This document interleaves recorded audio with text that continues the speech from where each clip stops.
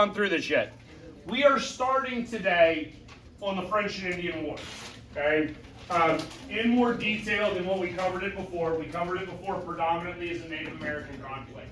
Okay, so today we're going to cover it instead more from sort of a British and colonial standpoint.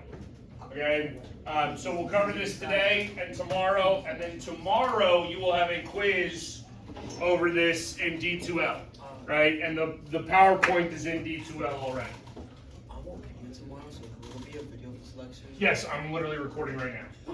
Okay, and I will record again tomorrow, and I will make sure that those are uploaded for you. For anybody who's not here. Are you in golf? No, I'm in Denver. Oh, okay. I got to apparently golf south.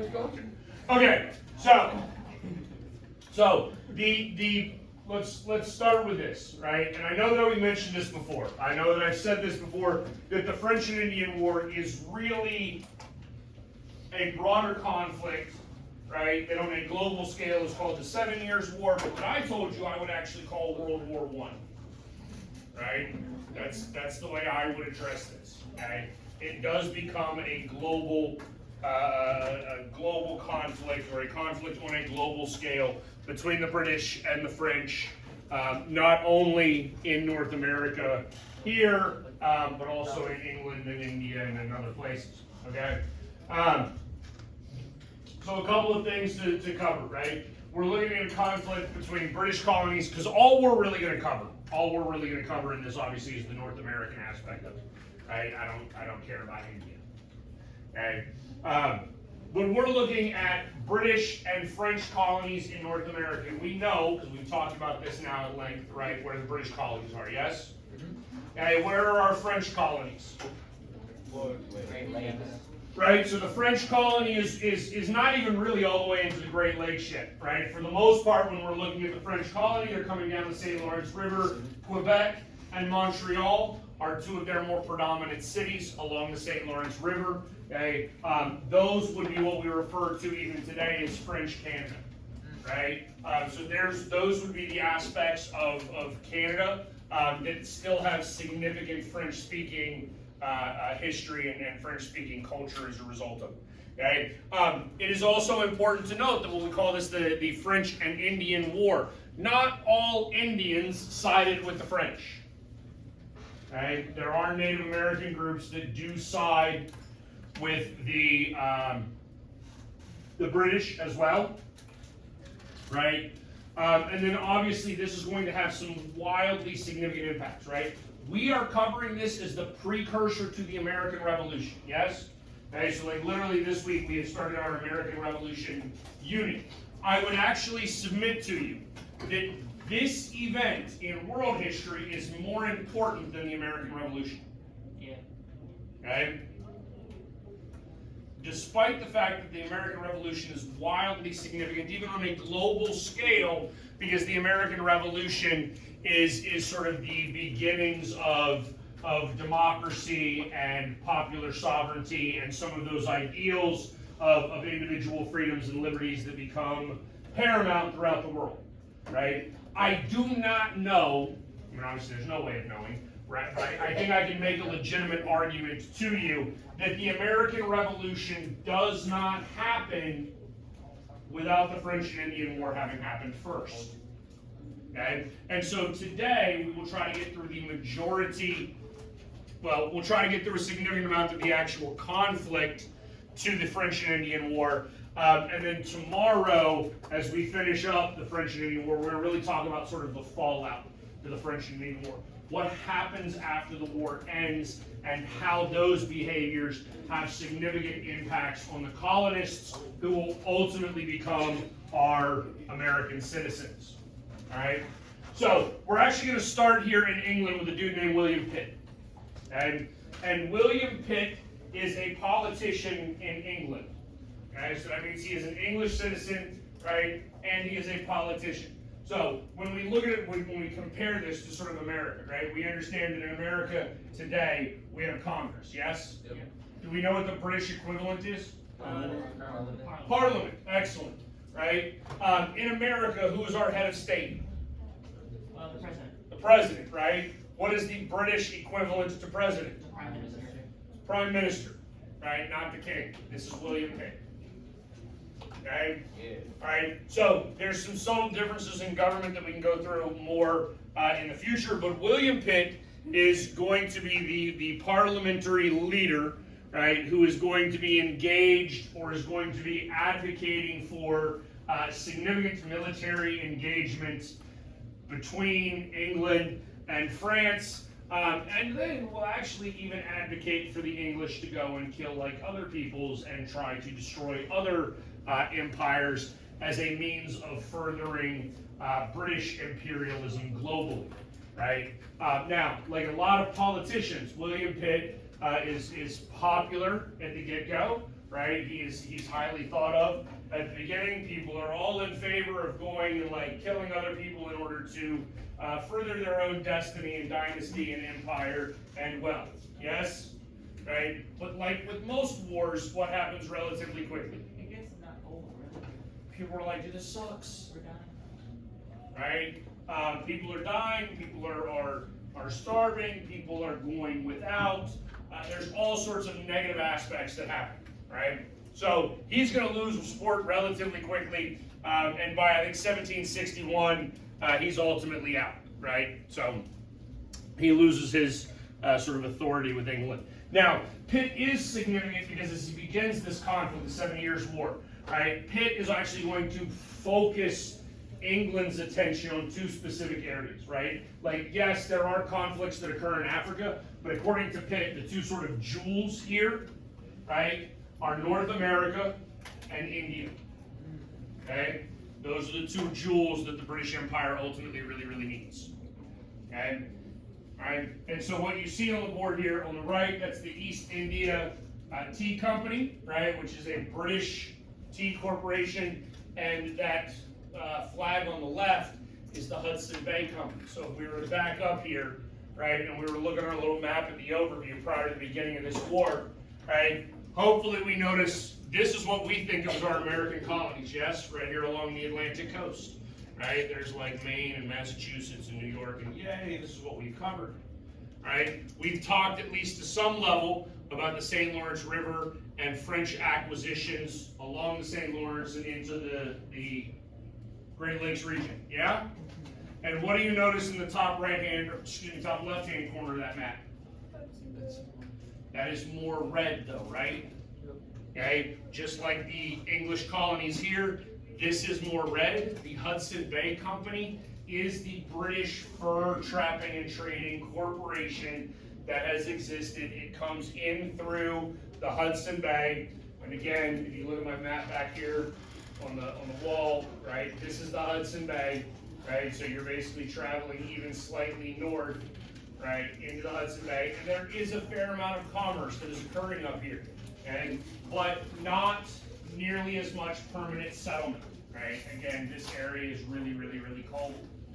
And in fact, even the Great Lakes region of the United States does not become economically significant to America until we really get to industrialization, right? It's the ability to have factories and indoor work that makes that region of the country economically successful, right?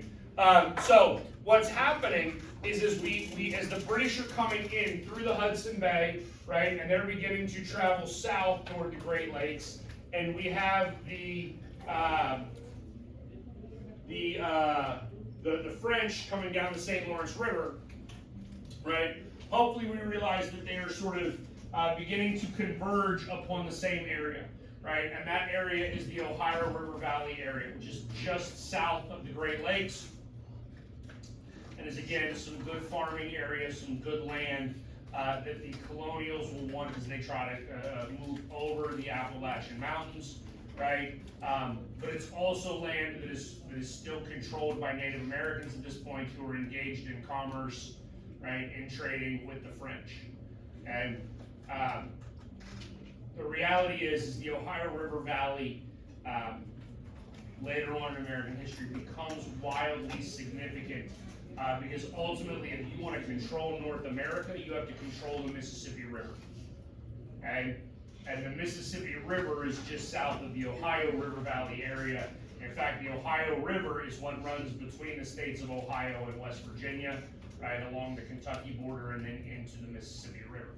And the Ohio is a very, very large navigable river as well, right? So we see some increasing conflicts here that are beginning already between the British and the French, right? And then what we really have as we're mounting towards war, right, is we have the Ohio Company, okay? And it's actually originally the Ohio Company of Virginia.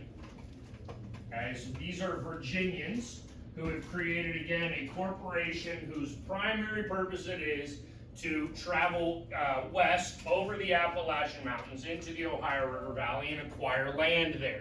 Okay, they want to create permanent settlements in the Ohio River Valley area.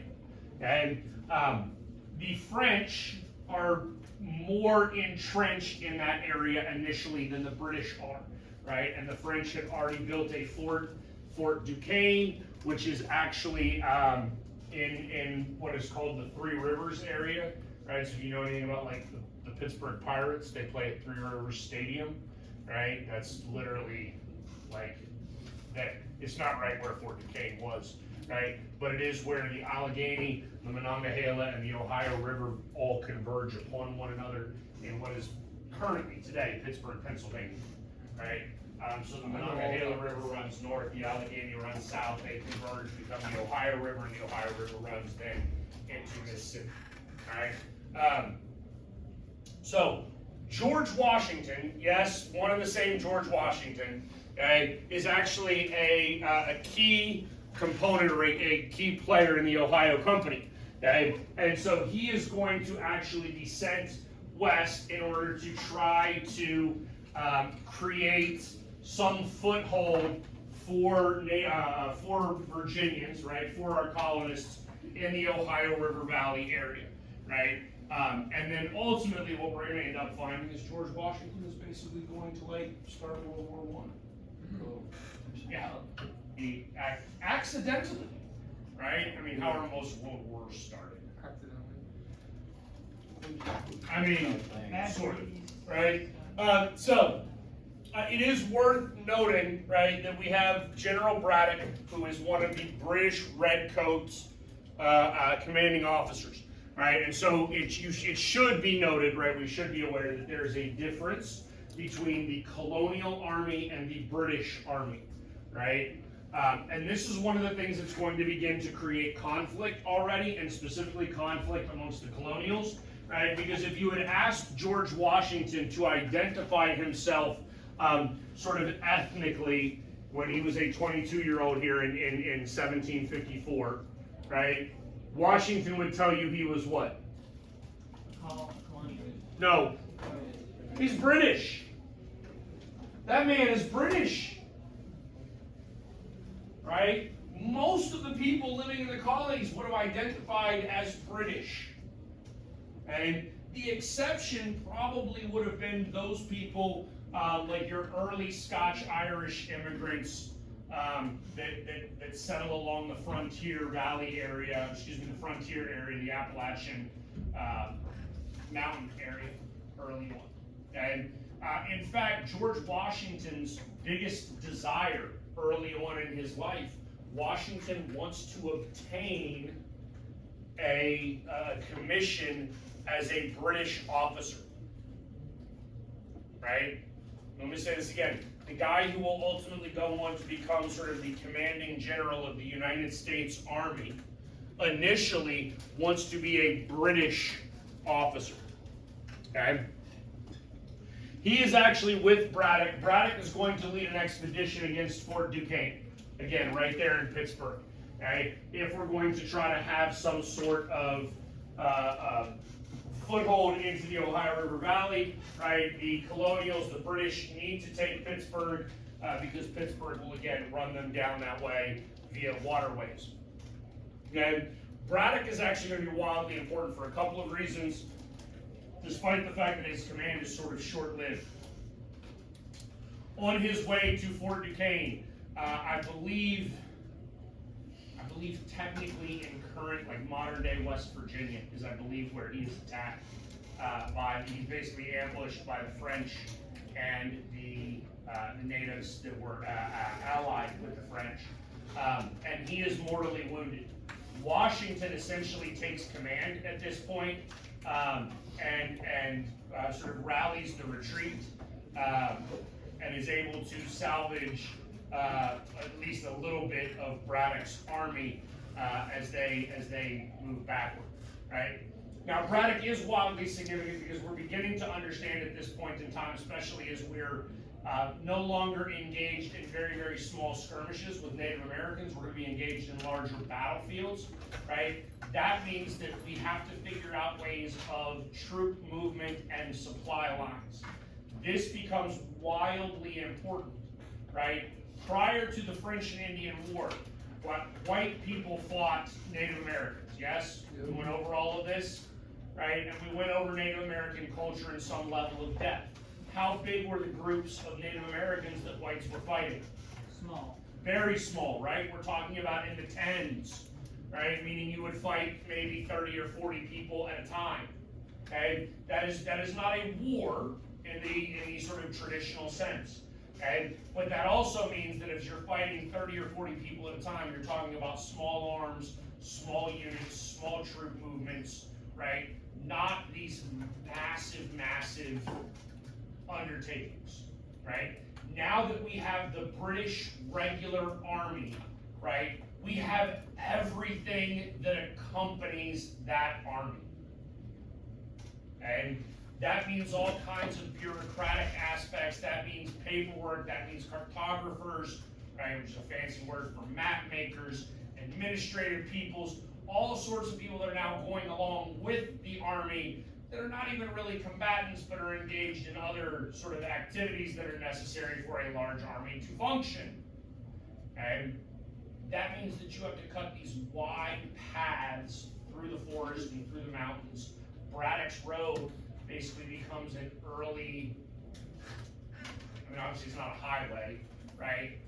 But you're looking at the very beginnings in the United States of the creation of a road system or some sort of modernized means of travel from one location to another that becomes commercialized and relatively regulated. Okay? And I need you to understand, like, what Braddock is doing is really difficult. Okay? It takes a boatload of time and effort and energy to clear all of this forest, right? To be able to not just cut down the trees that would be in your way, right? But you realize you can't leave massive stumps there as you're trying to bring wagon loads of supplies through, right? You need something that's relatively flat, i.e. paved, or at least cleared completely to include trunk and root systems and things like that. If you've never ridden on horses, right, you also have to realize that while being on horseback, you have to be very careful where you're taking your horse, because if you are on sort of hardwoods, right, so you have down branches of very hardwood trees, a horse can very easily hit one of those branches, break a leg, now you gotta shoot the horse, right? So that's sort of what you're looking at. It's very difficult, right? Back to Washington, and so this is probably slightly out of order because Fort Necessity is really 1954. In fact, Braddock's march back is in part a result of Fort Necessity. But I told you a minute ago that Washington is part of the Ohio Company. That Ohio Company exists predominantly for land acquisition for the territory or the colony of Virginia. Right? It is important to note that the Virginia Charter basically said that Virginia extends from its current boundaries all the way to the Pacific Ocean. Right? In fact, if you look at early maps of the American colonies, right, you get these weird jagged boundary lines, yeah? Right? And then what you find is we get to a point where we have not explored past there, and then we just draw straight lines west, right? And at that point, we're just following some sort of line of latitude, longitude, latitude is lateral, right? Yeah, latitude, line of latitude, right? And it becomes a straight line, right? Washington is out there with the Ohio Company. He actually has an army And they end up at Fort Necessity, which is probably properly named, right? Meaning that it's a fort of necessity, but it's not a great fort. Washington actually doesn't want to sort of make his stand there. He's trying to move this army into more solid territory controlled by the Ohio Company. But ultimately it is at Fort Necessity where he is pinned down by the French, and the French are going to essentially try to lay siege to the fort. Washington had actually fortified it a little bit, meaning he had reinforced the walls, he had done deeper trenches, he tried to defend the fort. The French basically lobbed some cannon fodder in there for a day or so, and then as night falls, the French call for parley. Anybody know what that means? Oh my goodness, is it the same thing as the Pretty much. Oh, you take them to your leader? You're just gonna negotiate. It's basically a flag of truce and you can negotiate, right? So Washington, just so we understand, this is how Washington inadvertently starts World War I, right? Washington does not speak French, okay? And I need you to understand, Washington is getting his butt kicked at Fort Necessity. He knows he's getting his butt kicked. He is actually wildly confused as to why the French would even want parley at this point, because the French are clearly not going to surrender. They're winning, okay? Usually it is not the winning side that is asking for some sort of peace agreement. Usually it's the losing side because they're tired of losing and they want to run away, okay? Washington sends basically the only French-speaking officer that he has who speaks French and not English. Yeah, it's also raining at this point.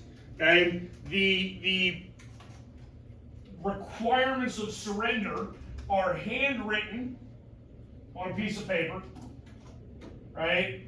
Given to the French officer, and then he brings them back to Washington. Okay.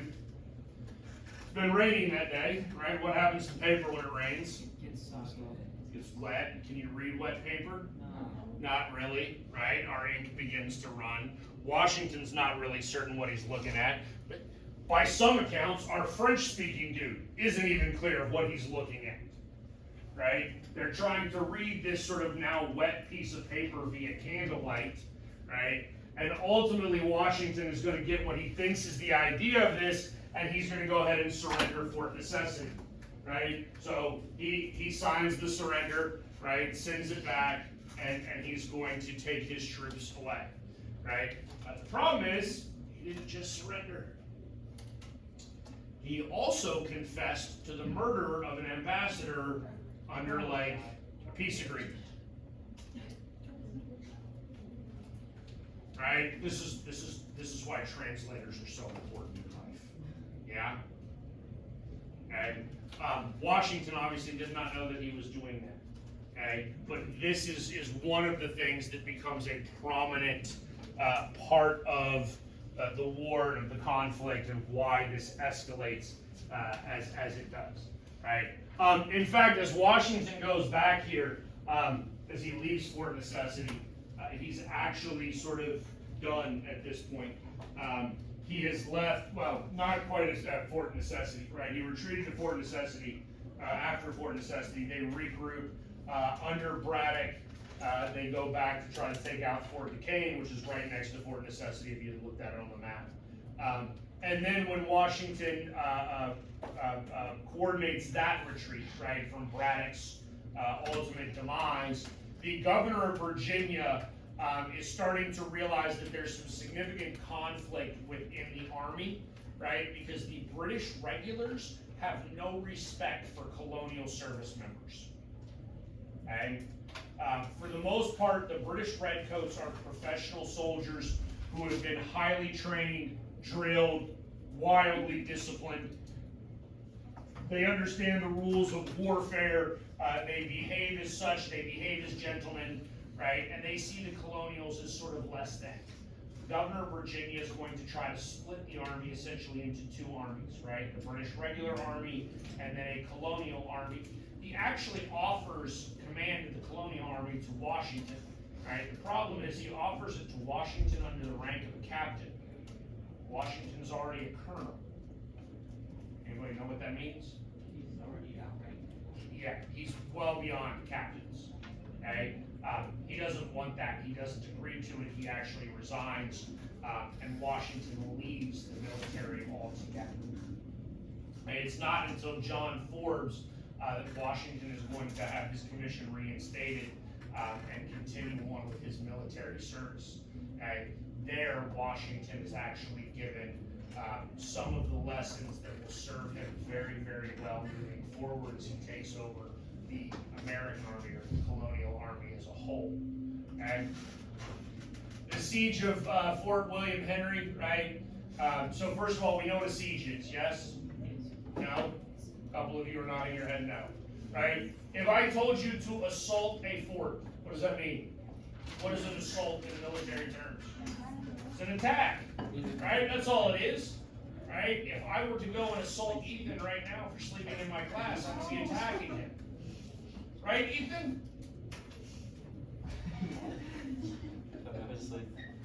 What? Show us asleep, no. You just, I just said that. He was just resting. Oh, that's my eyes, yeah. I can't even make jokes about assaulting. Like, I can make jokes about assaulting a guy, I can't. I'd rather if you didn't, though. Like, I don't wanna get assaulted. Fair enough, I don't want to get assaulted either. Okay, that's the concept behind assault, yes? It's a direct attack. What is a siege then? It's a really long attack. Mistakes. On some level, it's not even really an attack. You know, so funny, It's blockade, so we actually think about it from a naval standpoint. Santiago used the word blockade, right? For a naval battle, right, a naval siege basically is a blockade. You surround some port with ships, you don't let anybody in. Isn't it just like harassment? It's a little bit more than harassment when you're siege, when a place is under siege. It essentially means that they're surrounded, then they're mildly harassed, right? Like, it's not gonna be actual, like, me shoot at you, you shoot at me, right? But instead, I'm gonna be back a ways, and I might lob a couple of cannonballs into your fort occasionally, and if I hit something, I hit something. If I don't, I really don't care, right? I'm gonna lob enough cannonballs in there for you to know that I'm still here, right? And then where a siege ultimately becomes significant, right, is you begin to cut off supplies, right? And we'll talk about this as we talk about warfare in this class over and over and over and over again. You will begin to understand that supply lines are arguably the singularly most important thing in warfare. So, is it like a mixture between Captain Fly and Dodgeball? I unfortunately don't see how it's related to either. But like, because like Captain Fly, you're like, aren't you surrounding the people and you're kind of. Well, no, because in a game of capture the flag, it actually ends up being more like an assault on the other team's flag. You're directly attacking it in order to take it and bring it back to your base or headquarters or whatever, right? All warfare on some level is like dodgeball, because obviously you don't want to get hit. Okay, so that's fair. That's a fair assessment. But no, the idea here is what you're really doing is surrounding the enemy, right? Because here's the other thing. Let's just say for the sake of argument, we both have cannons, yes? Right? And so I lob like 6 or 7 cannonballs at you every couple of hours, and you lob 6 or 7 cannonballs at me, or where you think I am, every couple of hours, right? What ends up happening eventually? Somebody gets hit. You run out of cannonballs, right? Who runs out of cannonballs? Person who's Well, in the I supply guess the line, person ones who's with like wood. inside of the fort. The person that's surrounded, because you can't get any more cannonballs, right? But I'm not surrounded. There's nobody behind me. So my people can continue to bring me more cannonballs indefinitely. In fact, when your people try to bring you cannonballs, I kill them, take the cannonballs, and then shoot at you with your own cannonballs. Right? Okay, that's essentially the idea of a siege. So, when I say siege, you need to understand that, right? Now, the other things that it's important to begin to understand, when we're looking now at Fort Henry, okay, we have shifted where the warfare is occurring slightly. Okay, so we talked about this initially as being a part of the Ohio River Valley area, yes? And so right there, if you don't know geography very well, when we look at my US map over here, this roughly where the pointer is, not that I can hold it steady, is Pittsburgh, Pennsylvania. Yeah? Yeah. Okay, so this is Pittsburgh, Pennsylvania, right? The Monongahela runs that way, Allegheny runs that way, down the Ohio into the Mississippi. This is the Ohio River Valley area that is the sort of prize. Yeah? Yes. Okay. Fort Henry is up here. We're actually going to shift now into upstate New York. Okay? Because that's going to be the other major battleground of the French and Indian War. And in fact, on some level, it is even more of the major battleground between the French and during the French and Indian War, because that is where the French are centered, right?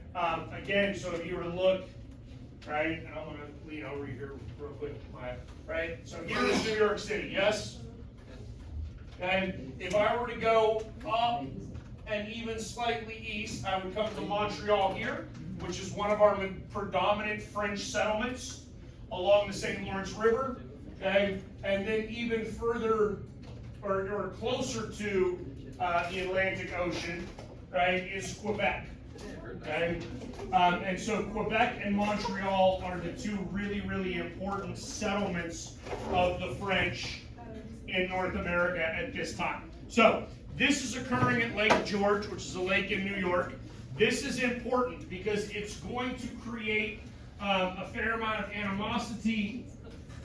It's going to create some additional conflict because we're going to begin to redefine how warfare works. Okay? And that ultimately becomes wildly important because up to this point in society, in culture, specifically in white culture, right? How do we fight one another? You get in a line and shoot at each other. Honorably.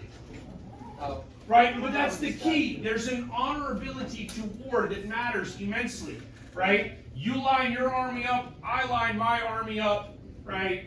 We shoot at each other. Eventually one waves the white flag, they surrender, and we let them go march home to their buddies. Yes? And so what ends up happening here, right, is the British are going to surrender, and they're going to basically ask for peace. They're going to be told by the French that they can leave Fort Henry, right, travel south back toward New York, right, where they will be able to, you know, regroup with other British soldiers, and instead, French Native American allies aren't really okay with this.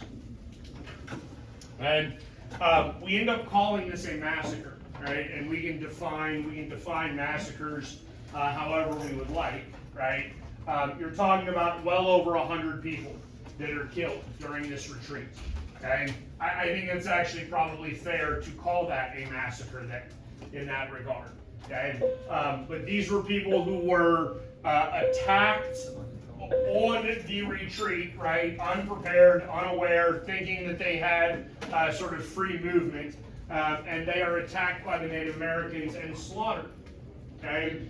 This is going to begin to shift how warfare occurs in this conflict. And the Battle of, and I don't speak French, Carillon probably is how you would say that. That is actually the French name of that. It will eventually become Ticonderoga, right? That's what the British will end up calling it. The British attempt to capture this fort, right? Again, so this is Ticonderoga. This is Lake Champlain. Lake George is like right around here. Well, there it actually tells you Lake George is like right there. Okay.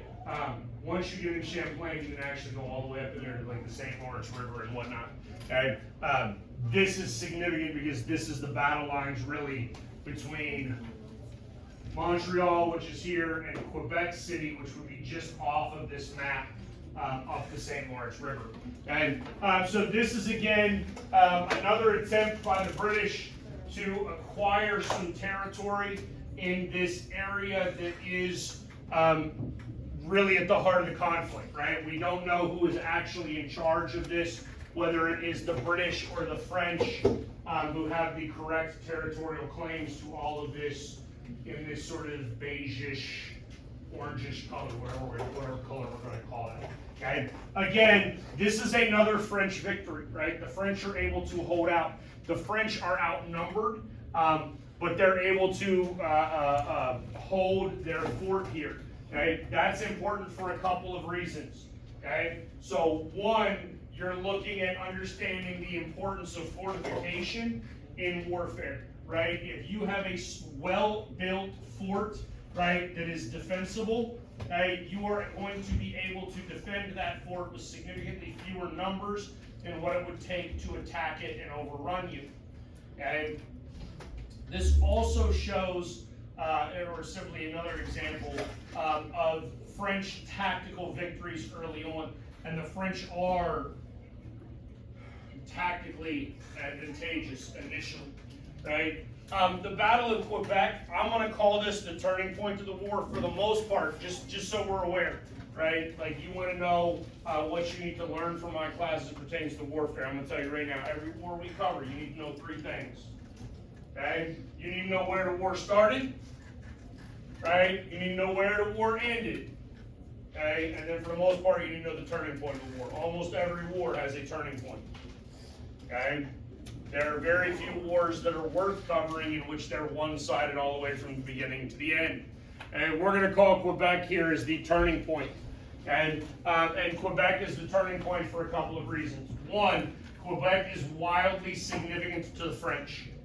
Okay? Again, geographically, it is closer to the mouth of the St. Lawrence River, right? Meaning that if you can take Quebec, you can take control of the St. Lawrence River and you can cut Montreal off from French resupply. Okay, so that would be significant. And additionally, this is a a British victory, right? That makes a significant difference, and that's really the first major British victory that we had. Okay, and then again, I don't speak French, right? Montcalm, I'll just say that as white as I can, or as English as I can. This is a guy, and he'll show up again later on in a PowerPoint, who is a significant tactician for the French military. We know what tactician means? Person who creates that.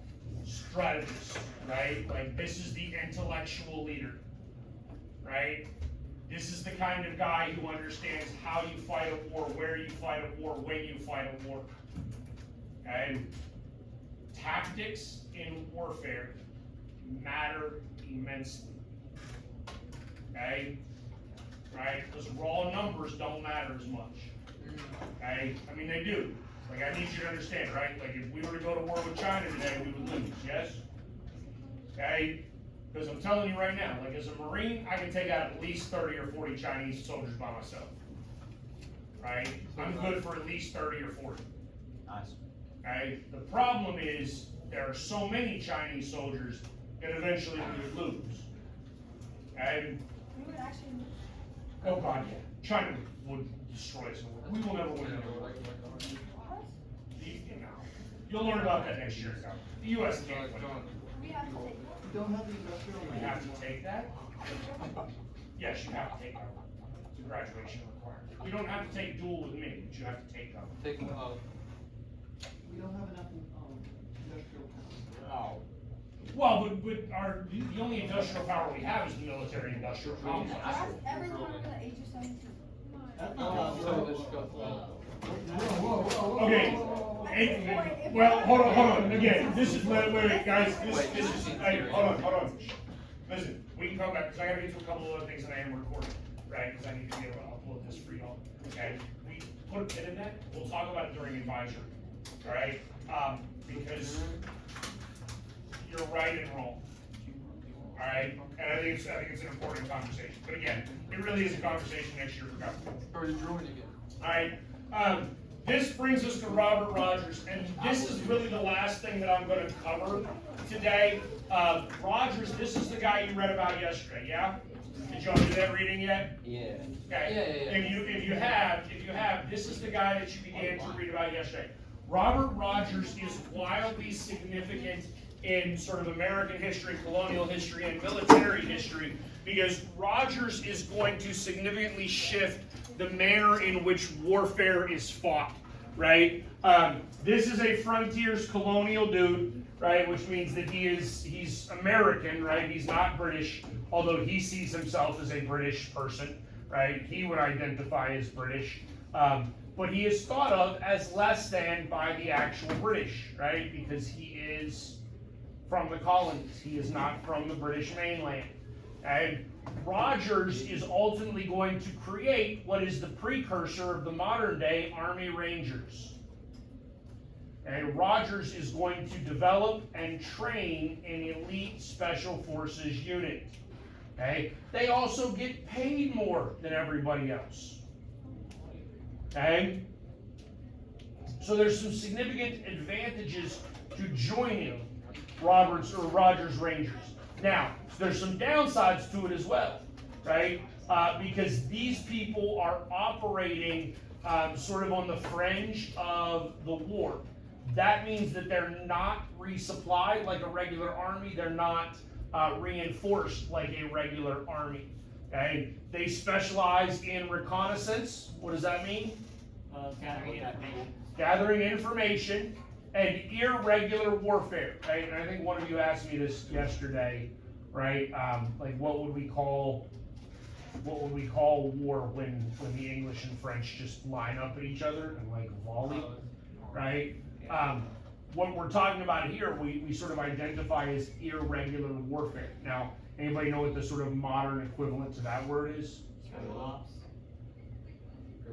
Guerrilla warfare, right? Special ops refers to the people, not the warfare, okay? Special ops refers to the people, okay? But really what we're looking at is more of a guerrilla warfare tactic, right? So now Rogers is going to shift how things occur. And this gets really, really important, okay? He actually ends up writing a book, right, called Rogers Rules of Ranging. And I love that he calls them rules, and then basically admits in his book, these are not rules. They're guidelines, right?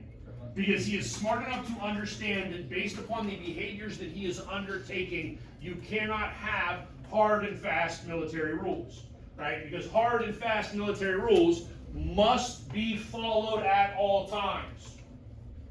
And he understands we can't do that if we want to be successful because we are operating covertly, right? We are operating behind enemy lines. We are operating in order to gather intelligence, right? We are not capable of following the same rules as everybody else, right? Amongst the things that he does, he changes how they dress. And I'll be honest with you, this is one of the things I don't understand a lot from like 17th century warfare. I don't. I think 17th century warfare is one of the dumbest things like ever known to man, right? And I say that as like a veteran. You understand? Because I'm telling you right now, like in 2003 when I was in the Marine Corps, like I was gonna come home at the end of the night. I didn't care. Like this concept of like, you know, standing in an open field and firing at somebody while they fire at me and I just stand there to prove that I'm a man is stupid.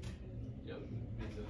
Okay, I don't, but this is what they do. And also, right, have you ever seen, certainly you've seen pictures, yes, of like the British Redcoats? Oh, yeah, they look. You saw that in like 8th grade? Their hats look like targets. Well, one, they're brightly colored, which is stupid, unbelievably stupid, right? Two, their headwear does help identify them by rank, right? And this, I mean, because this was like dishonorable at the time, yes? But again, like the Marine in me, I'm sorry, but like if we're all in combat and I see like a unit wandering down the road, right, and I know that I'm gonna get off like 3 shots and that's it before I have to run away, I'm shooting at the highest ranked dude out there. Like God forbid one of those fools salutes somebody, because I'm shooting at whoever they saluted. Take out the leadership and you leave the army unclear of what their orders are. Right? But we don't do that. You can't target officers back then because that's not gentlemanly. Okay? Alright? Rogers doesn't care. Okay? not only are their hats like helping to identify their rank, which is not smart in combat, right? But also, have you ever like just imagine what it would be like? Like, anybody know what the Marine Corps dress blues are? Is it like blue? I don't, actually. So it's like the Marine Corps. It's like the Marine Corps' like really like fancy dress uniform, right? We wear those like 4 or 5 times a year for a little bit. Some guys probably don't even wear them 4 or 5 times a year, right? You wear them to like funerals and to the Marine Corps ball, and that's like it, right? No, you don't even wear them to weddings very frequently, right? And then like it's like funerals, and it's got to be funerals with military honors. Like I wouldn't wear it to my dad's funeral. Not that I could fit in my dress blues anymore. I got fat, whatever. Beside the point, right? But you can't move in that uniform, right? Like it is incredibly cumbersome to move in, right? Like stiff, like you can't bend. You can't bend your elbows. You know what I'm saying? Like, certainly not conducive for warfare. Yeah.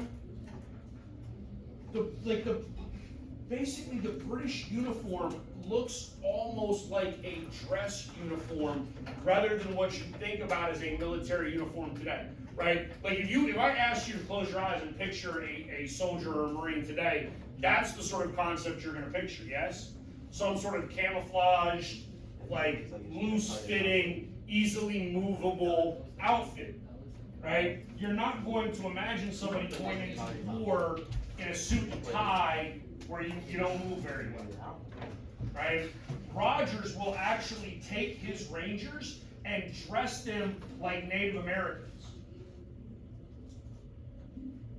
right? He dresses them like Native. They travel like Native Americans.